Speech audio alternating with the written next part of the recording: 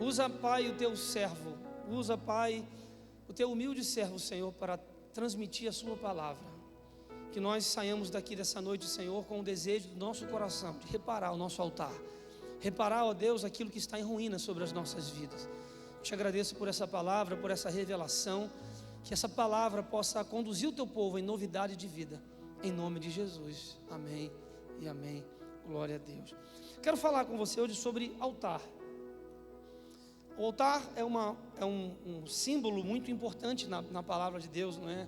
Em toda a Bíblia você vê Deus falando sobre altar. Existem muitos altares, muitos personagens viveram isso aqui. Altar na Bíblia, a palavra altar vem da raiz zavak, que significa sacrificar, entregar para Deus algo que tem muito valor. E vemos na Bíblia que quem tinha altar também tinha direção. Quem tem altar elimina toda a confusão da sua vida. Quem vive uma vida confusa em diversas áreas da vida é porque não tem altar. Aonde o altar de Deus chega, aonde Deus estabelecia o altar, o povo andava em organização. Havia paz, havia provisão, havia direção. Então, onde há altar, há direção de Deus. Onde há altar, há provisão. Onde há altar, há paz. Onde há altar, há revelação. Onde há altar, há perdão. Onde há altar, a vida flui. Então, tanto nesse ano quanto na verdade é uma proposta do diabo isso. A Bíblia diz que ele veio para matar, roubar e destruir. E o texto que nós lemos aqui fala sobre um altar que estava em ruínas, um altar que estava quebrado, ineficiente. Naquele tempo o povo havia virado as costas para Deus. O altar estava quebrado. Elias é chamado por Deus como um profeta para restaurar o altar do Senhor, arrumar a casa de novo. Altar na Bíblia era um conjunto de pedras, como esse aqui que você está vendo. Em Êxodo, Deus dá a orientação de como deveria ser feito o altar. E Deus disse: olha, eu quero que vocês coloquem no altar pedras brutas. Eu não quero pedra bonitinha. Eu não quero nada assim perfeitinho. Eu não quero nada assim teatral. Nada assim artístico. Eu quero pedra bruta. Não quero pedra lavrada. Eu quero enxergar com transparência aquilo que vocês estão apresentando diante de mim. Isso fala sobre a nossa vida, da gente ser transparente para Deus. Não adianta para Deus você fingir alguma coisa que você não é. Não adianta você colocar uma roupa bonita, fingir que você é crente, né, e fantasiar uma coisa. Deus, Ele quer enxergar a realidade que existe no teu coração. Deus quer enxergar quais são as pedras brutas que existem na sua vida. É expor a sua vida para Deus. Onde há altar, há transparência. Onde há altar, a nossa realidade está completamente patente diante de Deus. Ou seja, eu preciso me vulnerabilizar para Deus. Não adianta eu querer esconder para Deus aquilo que eu não sou. Não adianta eu querer fingir ser uma coisa que na realidade eu não sou. Eu quero edificar um altar na minha casa em que eu revele para Deus a realidade daquilo que eu sou. Deus quer encontrar no nosso coração não um altar performático, não uma vida bonita e perfeita. Deus não quer perfeição. Deus quer obediência. Deus quer transparência. Lembra Davi e Saul? Saul era aquele líder bonito. Ele diz que do ombro para cima ele se destacava no exército. Saul era aquele homem, aquele rei que tinha uma armadura bonita. Ele tinha jeito de rei, parecia um rei. Com toda a sua pomposidade, ele tinha um coração desobediente. Não adianta você apresentar para Deus uma pedra bonita se no teu coração há desobediência. Lembra de Davi? Davi, ele não foi nem contado entre os irmãos. Ele era o número 8. O 8 é aquele que quebra a perfeição. Estava lá escondido lá nas ovelhas. Quando Samuel foi ungir ao próximo rei, lembra? Deus fala: Samuel, não é esse. Eu não vejo como o homem vê, porque o homem vê a aparência, mas eu vejo o coração. Ninguém vai sentar na mesa enquanto Davi não chegar. E a Bíblia diz que Deus fala assim: eu achei para mim um homem segundo o meu coração. Pedra bruta fala de Deus conhece quem você é. Não adianta você fingir ser uma coisa. Ele é o teu Criador.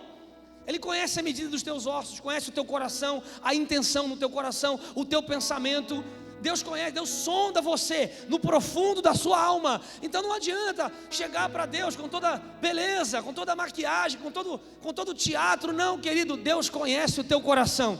Mas mesmo conhecendo o teu coração, Deus quer que você edifique para Ele um altar de transparência, um altar bruto. Mostra para Deus quem você é.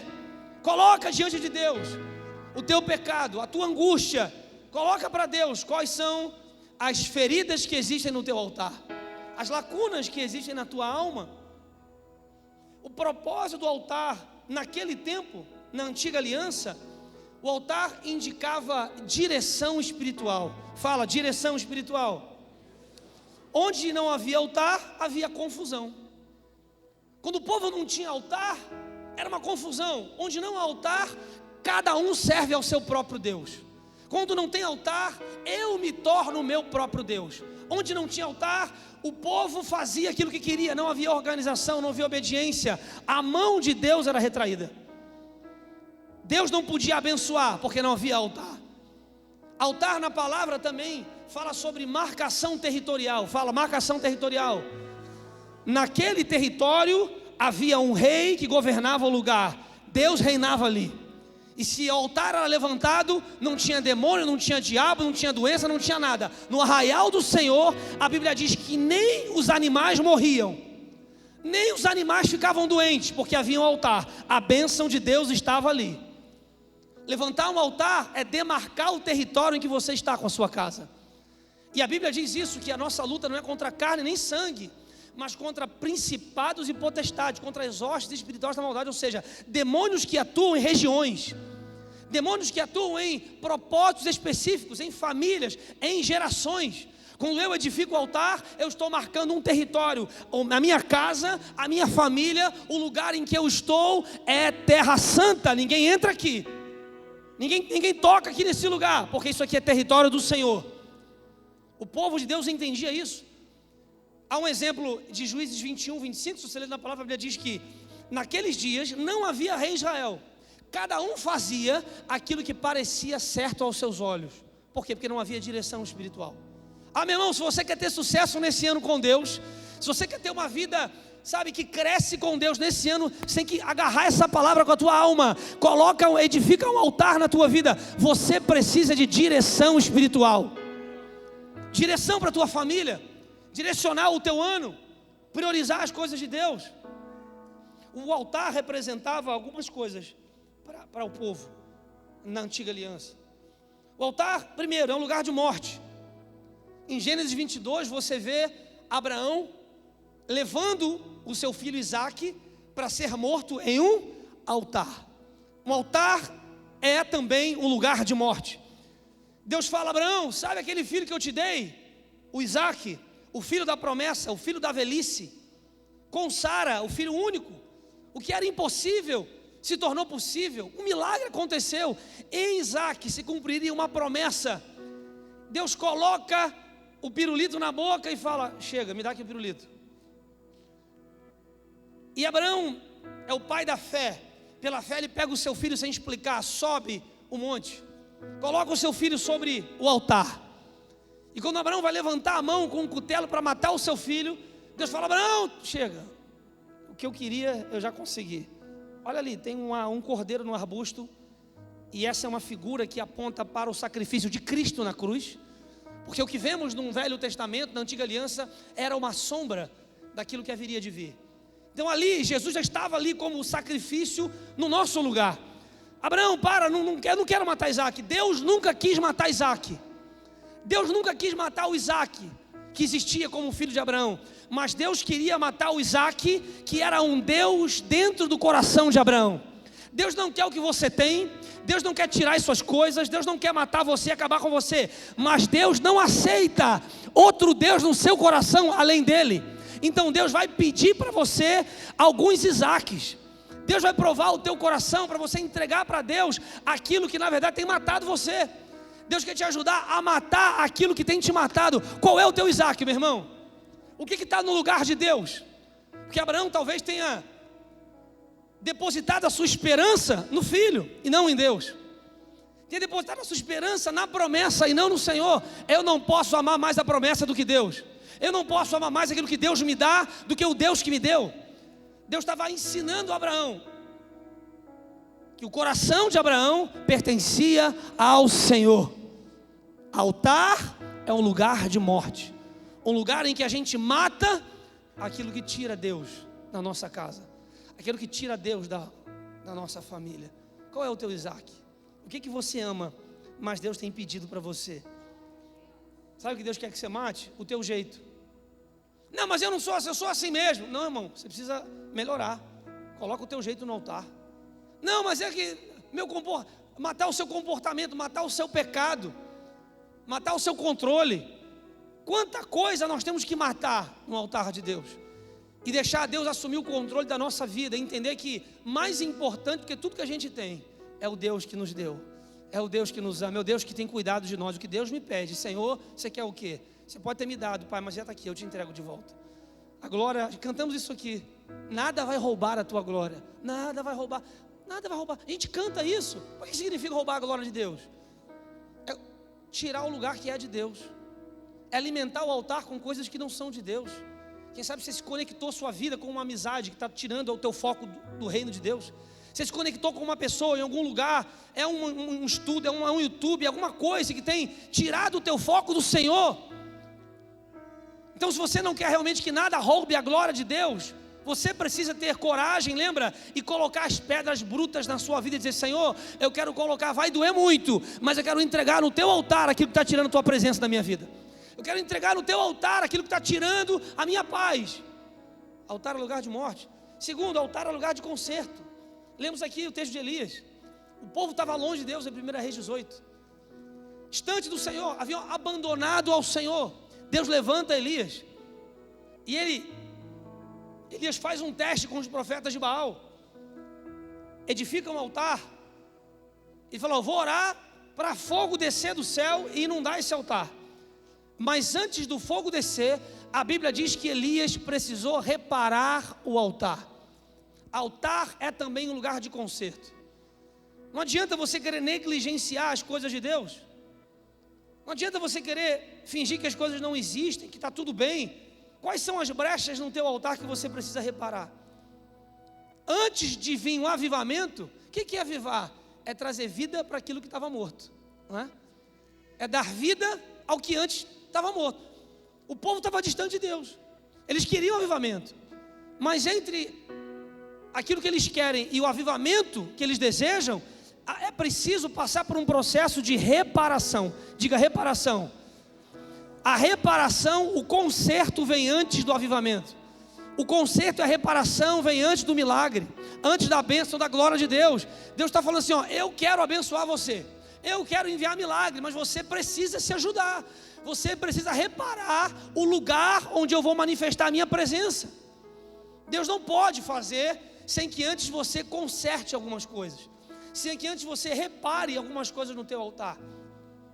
Altar é lugar de conserto. Eu tenho pensado nisso para esse ano, o que significa negligência espiritual, né? O que significa altar quebrado? O que significa conserto virantes da glória? Eu não posso pegar minha bicicleta e andar com velocidade nela se ela está com a corrente quebrada, não é? Eu não posso andar com o meu carro com o pneu furado e achar que eu vou chegar muito longe. Então, para que algo funcione bem na minha vida, eu preciso primeiro reparar, consertar. Talvez você precise parar para analisar algumas áreas da sua vida que precisam de conserto. Consertar o seu casamento, consertar o relacionamento com os seus filhos, consertar a sua vida pessoal, o amor próprio, a sua vida com Deus, consertar aquilo que é óbvio na sua vida. E eu falei de manhã aqui, e isso é uma coisa óbvia, vou falar o óbvio, mas o que eu vejo que o que eu mais falo para as pessoas nada mais é do que o óbvio. O óbvio vai mudar a sua vida nesse ano. Faz só o óbvio. Não precisa ficar inventando muita coisa não, queridão. Faz o óbvio. Se você fizer só o óbvio, esse ano já terá sido o melhor ano da sua vida. Vai orar, é óbvio, mas ninguém faz. Vai ler a Bíblia com constância, é óbvio, mas ninguém faz. vai tratar bem a sua esposa, vai tratar bem o seu marido, faz o seu culto doméstico, comunhão com os irmãos, serve na igreja, organiza o teu casamento, melhora a sua comunicação, faz o óbvio. Fazendo o óbvio, você vai reparar o teu altar, você vai ver que você vai viver os melhores dias da sua vida. Faz o óbvio. Eu fui na academia esses dias, eu fiquei 30 minutinhos só porque eu não tinha tempo para fazer os 50, uma hora que eu preciso para completar o treino. Eu fiquei pensando, não é? Entre não fazer o que é perfeito ou ideal, eu prefiro ficar com fazer aquilo que é o ideal, a fazer aquilo que é o real, o que é possível. O possível, fazer o que é possível, fazer o que está na tua mão é o que vai levar você para frente. Só que aí você fica assim, não, mas é que eu não tenho tal ferramenta, eu não tenho tal coisa, eu não tenho tal performance, eu não tenho faculdade, eu não tenho... Irmão, faz com aquilo que você tem, começa do jeito que dá, faz como você pode, mas começa. E na academia, quando você é novo, você fica olhando aqueles equipamentos, né? Caramba, olha aquele equipamento ali, é legal, faz um negócio, nem sei, eu quero fazer aquele ali. E a gente acha que o segredo para ficar forte, para ficar com saúde, é sempre o equipamento mirabolante, é sempre aquela coisa assim diferente. Irmão, sabe o que eu descobri? Que esses negócios é só um negocinho de nada. O que vai fazer a diferença, não sei o que é? O óbvio. Levantar um peso, é agachamento. Levantar o peso, é fazer um negócio, é fazer o óbvio. Até com uma pedra em casa. Você pegar uma pedra, você consegue fazer exercício em casa, se você quiser. Por quê? Porque é o óbvio que vai fazer você andar pelo menos 80% do caminho. Você vai chegar lá no 80% só fazendo o óbvio, só sendo disciplinado a fazer aquilo que você já sabe que você tem que fazer, mas você não faz. Então fala para alguém do lado assim, faz o óbvio. É óbvio, mas faz o óbvio. É óbvio, mas ninguém faz o óbvio. É simples, mas ninguém faz o simples. Se você fizer só o óbvio, as coisas já vão ter mudado na sua vida. Outra coisa do altar, o altar é um lugar de gratidão. Noé, após o dilúvio, em Gênesis 8, 20, quando Noé sai do dilúvio, a Bíblia diz que Noé não constrói uma casa, não dá uma festa. A Bíblia diz que Noé edifica um altar de gratidão a Deus, por tudo aquilo que aconteceu na vida dele. E essa semana eu presenciei uma coisa muito triste, e que até me deixou um pouco assustado, porque a gente como pastor vê muita coisa estranha. A gente não acaba não se assustando com muita coisa, porque a gente vê tanta coisa, né? Como a vovó dizia, né? Meu filho, você vai ver a coisa nessa vida, né? E é verdade. Você se depara com tantos problemas, com tantas crises, com tantas angústias das pessoas, que você fala, meu Deus, qual vai ser o próximo? Só que essa semana eu vi uma coisa, não foi nem comigo, entre duas pessoas, uma situação de uma ingratidão, de uma coisa tão profunda, uma coisa tão dolorosa. Eu falei, meu Deus, como é que pode a alma humana, o ser humano ser tão ingrato? Eu não tenho que ser grato a Deus, a alguém, colocando na balança, a pessoa fez tal coisa por mim, mas eu fiz tal coisa por ela. Só para eu ver, quem fez mais? Eu fiz mais, então ela tem que me agradecer. Que pensamento ridículo. Independentemente do que eu tenha feito por ela, eu sou grato pelo que ela fez por mim. Talvez num tempo em que eu precisei mais de ajuda. Isso é grato, gratidão é a memória do coração. Noé está sendo grato a Deus aqui, porque Deus foi o Deus provedor na vida deles. A gratidão inicia um novo ciclo sobre a nossa vida. Eu inicio um ciclo na minha vida sempre com gratidão pelo ciclo que acabou. Em 2026, quando a gente virou o ano na igreja, passamos o ano aqui como eu passo todo ano. Por que é isso aqui? Um memorial de gratidão. Senhor, eu quero te agradecer por 2025. Eu quero iniciar o ano de 2026 erguendo um altar de gratidão na minha casa. Dizer, Deus, eu não tenho memória curta. Eu quero lembrar que eu só cheguei até aqui porque foi a boa mão de Deus que me sustentou. Quero levantar um altar na minha casa como testemunho de onde eu vim, de quem eu era e de quem eu sou hoje. Graças a Deus, eu tenho um altar de gratidão na minha casa. Se você também tem um altar de gratidão, querido, levanta a tua mão, vamos lá e começa a adorar o Senhor, dizer, Deus, eu quero te agradecer pela vida, pela família, pela igreja, pela minha casa. Eu tenho que ter um coração com memória, sabe por quê, meu irmão? Foi Deus que te sustentou, foi Deus que sustentou você no meio dessa arca, nesse dilúvio, toda a tempestade que você passou, Deus estava lá com você. Eu não quero ter memória curta, quero lembrar de tudo aquilo que Deus fez por mim, ser grato às pessoas, agradecer a quem passa pela minha vida, aquele que faz pouco e faz muito, obrigado. Graças a Deus, o Senhor tem me sustentado. Altar é um lugar de gratidão. Por isso que quem não tem altar vive uma vida confusa. Porque onde não há gratidão, existe uma barreira que impede o fluir da bênção de Deus. Onde não há altar, há confusão. Porque onde não há altar, não há conserto. E uma casa que não tem conserto é uma casa que vive confusa. Ventilador quebrado, o chuveiro não funciona, pia entupida. Isso para o lado espiritual também, porque onde não há altar, não há conserto no altar, há uma vida de confusão. Altar também é o lugar da presença de Deus. Em Gênesis capítulo 28, há um texto muito bonito, quando Jacó está fugindo do seu irmão Esaú. A família fala: Jacó, vai embora, que seu irmão vai querer te matar. Você enganou o seu irmão, tirou dele a sua primogenitura, ou tirou dele a herança. Jacó foge, em crise, perseguido, solitário, sabe, com a vida destruída, sem rumo. A Bíblia diz que ele para num lugar, ele pega uma pedra e usa aquela pedra como travesseiro.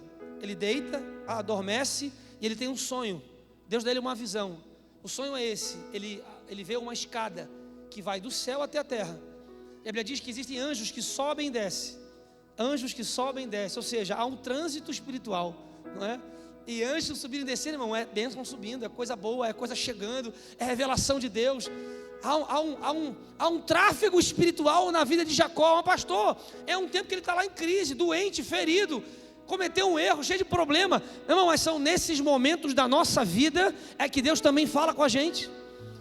Deus falou comigo, e muitas vezes em que eu estive também como Jacó, triste, chateado, amargurado por alguma coisa, sabe? Em nome de Jesus, no tempo da tua angústia, Deus vai falar com você. Você não vai ficar perdido nem confuso, porque onde há altar, há a presença de Deus. A presença de Deus se manifestou naquele lugar. Sabe o que Jacó faz? Aquilo que era um objeto simples, apenas um travesseiro bruto, se transforma em um altar onde Deus manifesta a sua presença. Aquilo que para você talvez era uma coisa boba, era só uma bobeirinha, uma brincadeira no Instagram, era só uma casinha pequena, era só um negocinho na igreja, irmão, isso pode se transformar em um lugar em que Deus vai manifestar a sua presença. Quando a presença de Deus chega, aquilo que é simples para o homem se transforma no palco para um grande testemunho do que Deus vai fazer na sua vida. Pega o teu travesseiro, pega as pedras da tua vida e transforma em altar. Jacó pegou o travesseiro. O que você vai pegar? Eu digo: Deus, as minhas coisas. Eu estou em casa consertando um negócio. Eu falo: Senhor, essa lâmpada aqui é tua. Essa lâmpada aqui é tua, Senhor. Essa cama aqui que eu fiz, Senhor, essa cama é tua, essa casa é tua. Deus se manifesta na nossa vida por diversas formas. Sabe, Deus não está preso à igreja, a essa caixa de pedra. Deus quer estar lá na tua casa. Quando você entender que aquilo que aonde você está, a tua cama pode se transformar num altar. E aí tem anjos subindo e descendo. A tua cozinha, você está lá lavando louça e o Senhor está falando com você. Anjos subindo e descendo. Aquilo que era uma pedra se transformou num lugar em que Deus se manifestou para a vida de Jacó. Sabe o que acontece depois disso? Aí um pouquinho depois, em Gênesis capítulo 35, Deus fala assim com Jacó: Jacó, volta lá para Betel e habita ali, e faz ali um altar ao Deus que te apareceu quando você fugia de Esaú. Aquele lugar foi chamado de Betel. Você quer Betel? Casa de Deus. Era só um lugar para dormir, um esconderijo de alguém que estava fugindo da sua família. Ali Deus manifestou a sua presença. Lá na sua casa, irmão, lá também pode ser o teu Betel. Lá também pode ser a casa de Deus. O teu casamento pode ser Betel. Jacó, volta lá, no lugar onde você estava fugindo de Esaú, edifica ali um altar, porque eu vou manifestar para você. Eu vou mudar quem você é antes de mudar a tua geografia. Jacó vai para lá. Já diz que Jacó tomou uma decisão ali naquele lugar, em Gênesis 35. Ele fala: junta a sua família, ele junta todo o seu clã. Eram dezenas ou centenas de pessoas naquela época, andavam em bando. Ele falou: a partir de hoje, nós não vamos adorar a mais nenhum outro Deus. Vamos derrubar todos os outros altares da nossa família. A partir de hoje, nós só vamos servir ao Deus de Abraão. Tem mais, hein? Troca todo mundo de roupa. santifiquem-se hoje, porque a partir de agora as coisas vão mudar na nossa casa. Ele teve a família dele, o clã dele, tudo mudou na vida dele a partir de uma decisão: edificar um altar em Betel, na casa de Deus. Que você faça também do lugar em que você vive, em que você mora, a casa de Deus. Faça como Jacó, remove os deuses estranhos que existem na sua casa. Remove, sabe, a adoração a outras coisas. Prioriza Deus na sua família. Em último lugar, o altar é um lugar de adoração. Em 2 Samuel 24, quando Davi ele toma a decisão de entregar ao Senhor uma oferta, ou adorar ao Senhor em algum lugar, ele escolhe um lugar, a Era de Araúna. Ele, como rei, tinha direito a qualquer terra que ele quisesse. Ele vai, ele fala: eu quero adorar, eu quero edificar um altar ao Senhor nesse lugar. E o dono da Era falou: não, que isso, rei, se é o dono, pode ficar. Não. Ele fala um texto célebre que a gente gosta de falar, né, nos períodos de oferta, não é tão bonito. Ele fala: eu não quero oferecer ao Senhor nenhum sacrifício que não me custe nada. O rei, com todo o poder, comprou um terreno, mesmo não precisando, para edificar ali um altar. O momento da oferta é também o momento de adoração. Por quê? Porque é o momento que nos custa alguma coisa. Às vezes é um dinheiro da passagem, alguma coisa você separou, mas não, vou entregar para Deus, porque isso me custa alguma coisa. Eu quero entregar para Deus o meu melhor. Entregar, para levantar um altar de adoração na sua família, na sua casa. Levantar um altar de adoração atrai a mão de Deus para você. O que você pode oferecer para Deus hoje? Qual o teu melhor para Deus hoje na sua casa? Qual o seu melhor na igreja? Como você pode oferecer para Deus o melhor nas diversas áreas da sua vida? A Bíblia diz que tudo quanto façais para a glória de Deus. Lá no seu trabalho, seja um funcionário melhor. Lá na sua família, seja um marido e uma esposa melhor. Na igreja, sirva, faça o seu melhor. Onde você estiver, aquele lugar é um lugar para você erguer um altar de adoração para o Senhor. Olha que interessante. Então, a gente vê, eu passei aqui por várias coisas, não é, na Bíblia, na antiga aliança. Mas quando a gente entra na nova aliança, a gente percebe que Jesus muda um pouco as coisas. O que antes era uma sombra, lembra? Se você pegar a sombra de um equipamento, de alguma coisa, você não tem uma clareza exata do que aquilo é. O Novo Testamento, ou seja, a nova aliança, a Bíblia diz que em Cristo se cumprem todas as coisas. O que era uma sombra, agora é o objeto real. O que apenas era um ponto de cobertura do pecado, agora em Cristo se cumpre a palavra: o pecado é completamente perdoado pela morte, pelo sacrifício de Jesus. Agora não preciso mais de sacrifício de animal, não preciso mais de coberturas ou de rituais, porque em Cristo tudo se cumpre. Por isso que a Bíblia diz, Jesus disse: eu sou o caminho, a verdade e a vida, ninguém vem ao Pai senão por mim. Não tem como a gente acessar Deus de uma outra forma. Eu preciso de Jesus, eu preciso crer no sacrifício de Jesus, porque Ele é que perdoa o meu pecado. Então agora as coisas mudam um pouco. O altar agora, na nova aliança, já não é mais um altar de pedra. Você não pega um monte de pedra e coloca lá na sala da sua casa. Isso seria, né, um ato extremamente religioso nos dias de hoje. Ou colocar Deus preso a algum lugar, a alguma corrente, algum ponto de contato. Isso pode ajudar você a estimular a sua fé, no máximo. Mas Deus não está em objetos feitos por mãos humanas. Deus não está numa imagem. Deus não habita em um templo só porque alguém fez o templo para Deus. A Bíblia diz que Deus habita aonde existe um povo reunido em seu nome. Jesus disse: se 2 ou 3 se reunirem em meu nome, ali eu estarei presente. Então a pergunta é: qual é o altar nos dias de hoje? Alguém arrisca responder? Qual é o altar hoje?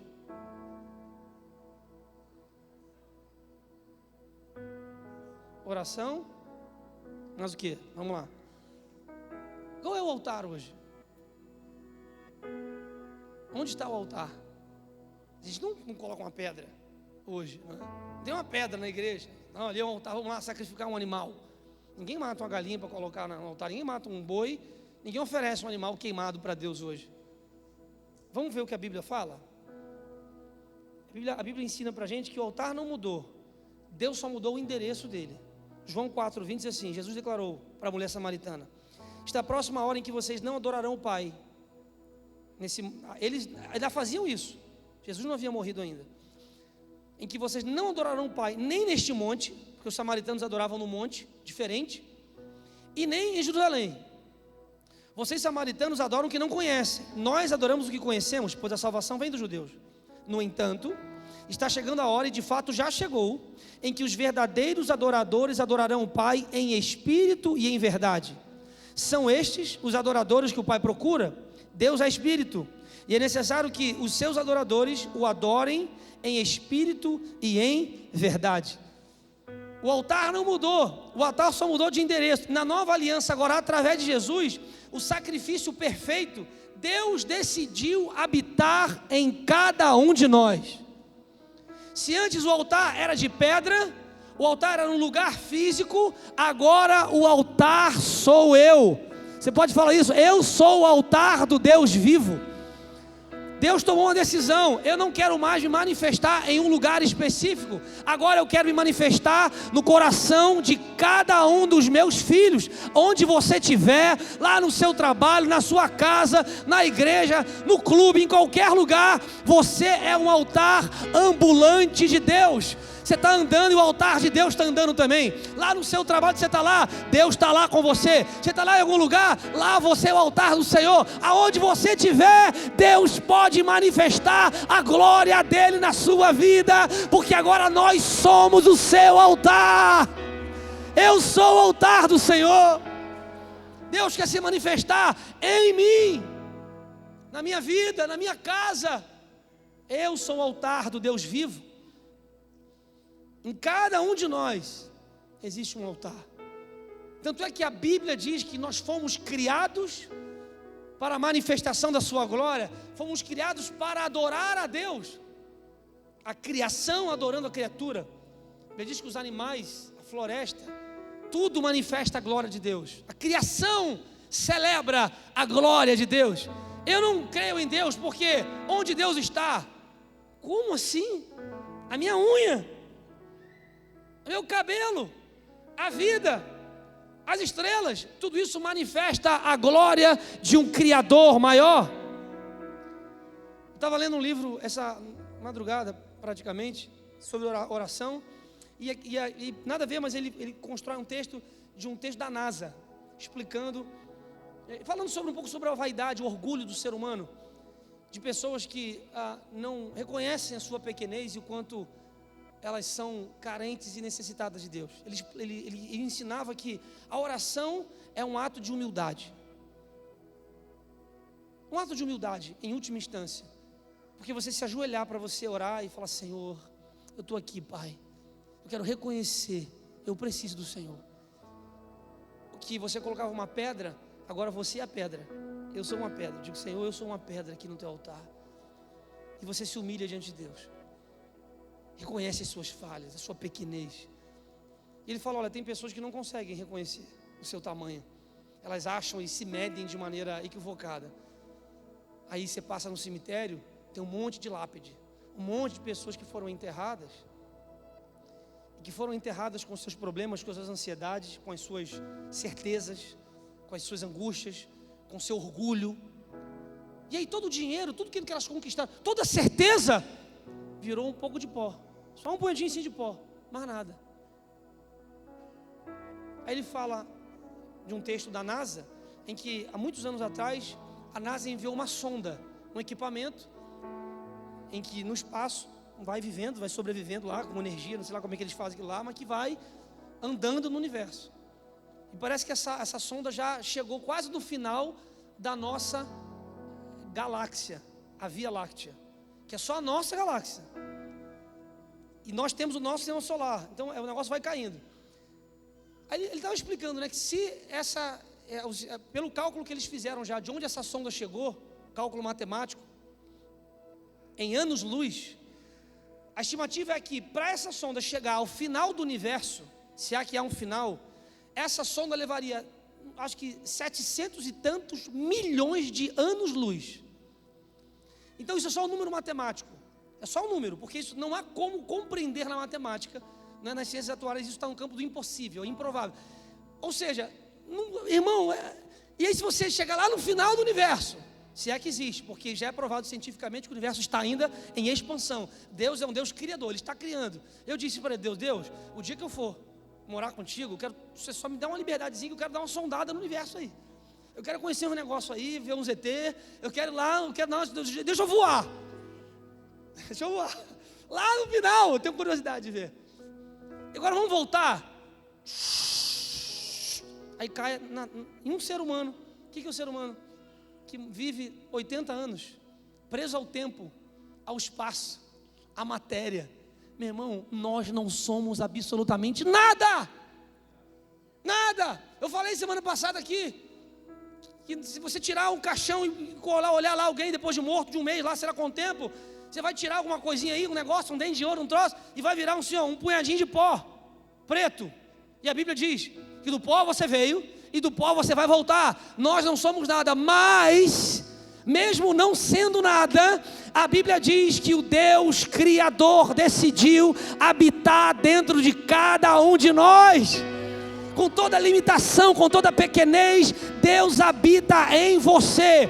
Nós somos a manifestação da glória de Deus, a manifestação maior. O que Deus não deu aos animais, o que Deus não deu aos anjos, aos astros, Deus deu a você. Você é um altar da glória de Deus. Deus quer se manifestar em você. Em mim, eu sou um altar. Que privilégio nós temos de carregar a glória de Deus. Romanos 12:1, Paulo ensina teologicamente sobre isso. Apresentem os seus corpos como sacrifício vivo, santo e agradável a Deus. Agora eu não levo mais um animal para ser morto num altar. Agora eu mesmo me torno essa oferta no altar. Eu sou uma oferta para Deus. Paulo ensina isso. Agora, apresentei os vossos corpos, sua vida, como um sacrifício vivo. Um sacrifício vivo significa que todos os dias eu tenho que mortificar a minha carne. Eu vou vivendo, me sacrificando. Eu vou vivendo, tirando aquilo que não presta. Eu vou vivendo, entregando no altar aquilo que está me tirando de Deus. A minha vida é um sacrifício. Por isso que Paulo também fala, agora já não vivo mais eu, mas Cristo vive em mim. Cristo vive em mim, eu manifesto a glória de Deus. Eu não sou mais dono da minha própria vida, porque o Senhor me comprou com alto preço. Então, ser crente, queridão, eu queria te contar outra coisa, mas a realidade é, viver o cristianismo verdadeiro é sacrificial. Você vai ter que sacrificar a sua carne, você vai ter que se entregar para Deus como oferta no altar do Senhor. Sacrificar a tua vontade, os teus desejos, aquilo que a tua carne quer fazer, empurra você para fazer. Você vai dizer, não vou fazer. E vem um pensamento errado, alguém te convida para um lugar, você fala, não vou fazer, eu não vou me distrair, porque eu não vou permitir que outras coisas destruam o altar de Deus em mim. Eu quero estar preparado para receber a glória de Deus na minha vida.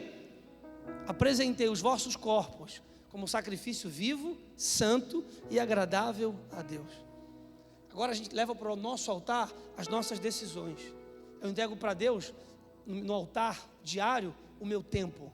Senhor, estou me apresentando aqui o meu tempo para o Senhor. O meu tempo de oração, o meu tempo na palavra. Senhor, eu quero entregar aqui no altar as minhas decisões. Senhor, agora eu não decido mais. Agora é o Senhor que decide.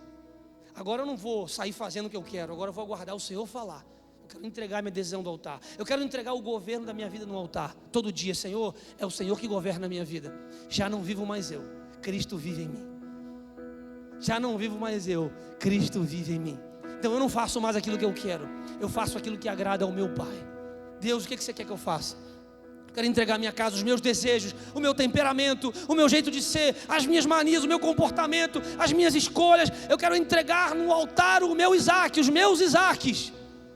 Quero apresentar a minha vida como sacrifício. Então não é mais aquilo que eu quero e dane-se. Não é aquilo que eu quero e deixa para lá. Os outros que se explodam para lá. Não. Calma. Já não vivo mais eu. Cristo vive em mim. E agora, a vida que agora vivo na fé daquele que se entregou e morreu por mim. Eu quero agradar ao meu Deus. com as minhas ações todo dia. Eu quero ser um marido melhor, porque eu quero agradar a Deus. Eu quero ser uma esposa melhor, porque eu quero agradar a Deus. Eu quero ser um filho melhor, porque eu quero agradar a Deus. Eu quero sacrificar o meu altar todo dia. É fácil sacrificar, irmão? Sim ou não? Não. Paulo fala isso, aquilo que eu não quero fazer é o que eu faço. E aquilo que eu quero fazer eu não faço. Ó corpo dessa morte, quem me livrará do corpo dessa morte? Existe uma luta diária, uma luta diabólica, satânica, influenciando você a destruir o seu altar, a comprometer o lugar onde Deus manifesta a sua glória. E aos poucos você vai se afastando do propósito que Deus colocou na sua vida de ser um altar ambulante. Olha o que a Bíblia fala em 1 Coríntios 6,19. Acaso não sabem que o corpo de vocês é santuário do Espírito Santo, que habita em vocês? Meu Deus, isso aqui é tão poderoso. Paulo foi tão inspirado por Deus. Vocês são santuário do Espírito Santo. Antes o Espírito Santo se manifestava em épocas, em lugares, em pessoas específicas. Agora o Espírito Santo habita. O que é habitar? Habitar é estar presente, é conviver, é morar ali. A Bíblia diz que nós somos a habitação do Espírito Santo. Ele habita em nós. Que lhes foi dado por Deus, que vocês não são de si mesmos. Vocês foram comprados por alto preço. Portanto, glorifiquem a Deus com o corpo de vocês. Olha que esse parágrafo aqui já tinha que explodir a nossa cabeça. Ou seja, eu não sou qualquer coisa. Eu não sou um Zé Ninguém. Eu não sou um qualquer um. Eu não sou alguém que foi fruto de um aborto mal sucedido. Eu não sou alguém, eu não sou órfão. Eu não sou um coitado, não. Eu sou a habitação do Espírito Santo. Sabe o que é isso, irmão? O Espírito Santo escolheu habitar em você. Isso é poderoso demais. Se você só reconhecer que você é a habitação de Deus, olha o que Deus pode fazer através da sua vida. Agora, se você é a habitação de Deus, para Deus morar em você, para Ele se manifestar na sua vida, está ali. Vocês não são de si mesmos. Se eu não sou de mim mesmo, eu não mando mais. Quem manda? O Espírito Santo. Ele assim, eu habito. É igual uma criancinha, um neném. Lembra quando o próprio Deus Isso também dá um nó na ciência, né? O próprio Deus. Adão veio não por gravidez normal. Adão foi criado do pó da terra. E Adão erra, Adão peca, Adão cai. E agora, para restaurar a humanidade, o que Deus faz? Deus vem na pessoa de Jesus, não como um ser humano completo, mas Ele se submete à gravidez para se tornar um homem comum, para mostrar para o diabo e para todos que é possível vencer o pecado. Em Cristo não havia pecado, Ele morreu como Cordeiro de Deus, sem mancha e sem mácula. E por isso nele se cumpre o perdão completo do pecado. Ele habitou entre nós. O próprio Deus existiu, habitou entre nós. Olha só, ele veio na barriga de uma mulher. Uma mulher pecadora. Que coisa linda. Jesus não houve pecado em Cristo. Agora imagina, quando a mulher engravida, quem dá a ordem, quem manda naquele negócio ali, não é a mulher. É o bebê, não é? É ele que quando ele entra, irmão, já era. Ele até que escolhe o lado que você vai dormir. É o neném que escolhe. Se você não virar de lado, ele vai chutar você. Não quero dormir não, muda aí, né? Vanessa tinha que dormir só de um lado. Aí tem uma costela sua que é aberta, né? Porque a Rebeca só dormia de um lado. Ele que está no comando. Quando eu decido, falo, Senhor, eu quero me tornar a habitação do Senhor. Deus fala assim, tá bom, eu vou entrar. Mas tem uma condição. Para eu entrar, eu é que mando. Para eu entrar, eu é que governo. Eu só vou entrar se eu tiver liberdade para governar a tua vida. Se eu não tiver liberdade para entrar e governar, eu não quero entrar. Vocês não são mais de si mesmos. Vocês foram comprados por alto preço. Portanto, glorifiquem a Deus com o corpo de vocês. O que é glorificar a Deus com o corpo? Porque o corpo é a maneira como a nossa alma, o nosso espírito vivem a vida. Os nossos sentidos, não é? Tato, olfato, visão, paladar, audição, os sentidos do corpo. Nós pecamos também com os nossos sentidos. Porque diz, não porei coisa má diante dos teus olhos. Se a tua mão te escandalizar, corta ela fora. Cuidado com o que você ouve. Cuidado com o que você pensa. onde você vai, onde você anda. Então, glorificar a Deus com o nosso corpo é dizer: Senhor, a partir de agora, já não vivo mais eu, mas Cristo vive em mim. Eu não mando mais em mim. Então o meu corpo está aqui para manifestar a sua glória. Eu só vou ver aquilo que você quer que eu veja. Eu só vou ouvir aquilo que você quer que eu ouça. Eu só vou falar aquilo que você quer que eu fale. Eu só vou andar por onde você quer que eu ande. Eu estou à sua inteira disposição, Senhor. Usa-me a mim. Eu estou pronto. Pode mandar onde você for que eu vou. Eu estou disponível para Deus. Só que a gente fala isso: Deus, eu estou disponível para Deus. Eu quero que Deus habite em mim. Mas na hora de você tomar as decisões, aí é você que toma. Você não deixa Ele tomar. Você vai onde quer, fala o que quer, ouve o que quer, vê o que quer. Então não tem como Deus usar você, não tem como Deus habitar na sua vida. Para Deus habitar, Ele tem que ter liberdade para mudar as coisas. E para a gente fechar, a gente refletir um pouquinho sobre os altares do dia de hoje. Porque existe uma luta satânica, como eu disse. O diabo precisa de uma pequena brecha para entrar na sua vida, entrar na sua casa e mudar, interferir na ordem natural das coisas. O altar do vício, em que muita gente se submete, a dopamina excessiva, a pornografia, o álcool, o jogo. Semana recentemente atendi uma pessoa que estava já por 3 anos, né, aprisionada a um jogo. Sabe por quê? Porque, como eu disse, o ser humano foi feito para adorar alguma coisa.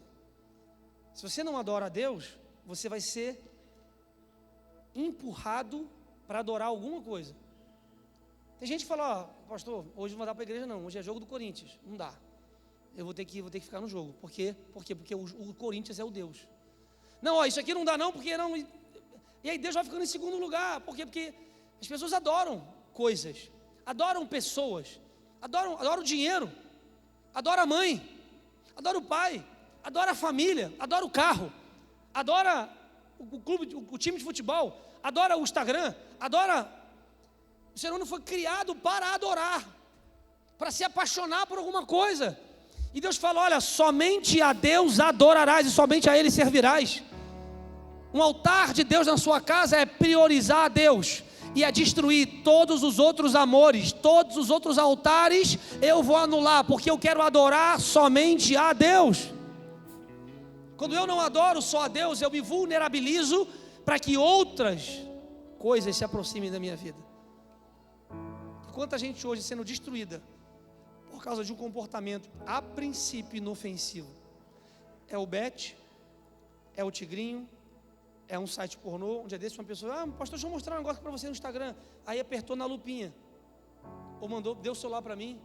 Nunca deu o celular para mim, nunca faça isso. Aí eu cliquei na lupinha para ver a lupinha do Instagram.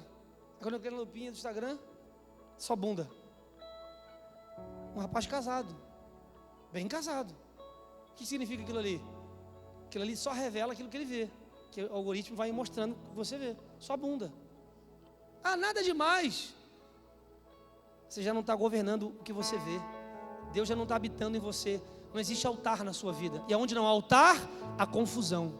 E onde há confusão, o diabo entra. Aí por causa de uma brecha naquilo que você viu, onde você colocou os seus olhos, o diabo já está destruindo o teu casamento. Um outro caso, um rapaz inofensivo, não é nada demais, é só um negocinho assim, um pininho assim de cocaína que de vez em quando só para dar do pininho, vai para o pinão, aí vai se viciando, aí vai se prendendo, se aprisionando. Quando você vê, o diabo já amarrou a tua vida em um vício, já destruiu a tua casa, já acabou com você, porque você não tomou cuidado com os deuses estranhos que estão na sua vida. A gente fala assim: de Deus estranho. Não, eu não adoro um Deus estranho. Como se tivesse um Beuzebu, uma estátua do diabo na sua casa. Como Deus tivesse algum problema: tem um diabo na sua casa, que coisa terrível. O problema não é a estátua do diabo na sua casa. É melhor você ter a estátua do diabo na sua casa com um tridente, que vai te assustar e falar: não quero isso não, quebra e joga fora, do que ter um grupinho lá no teu WhatsApp, lá o inferninho, aquela amizade, aquele lá, o próprio diabo, aquele amiguinho que você tem, aquela amiguinha que você tem, que fala mal de crente, que fala mal do teu casamento, que influencia você a separar, divorciar. Esse é o problema. O problema não é a mentira, mas a verdade que se parece mentira, os sofismas, que vão penetrando na nossa vida, travestidos da seguinte frase: ai, que radical demais, fundamentalista.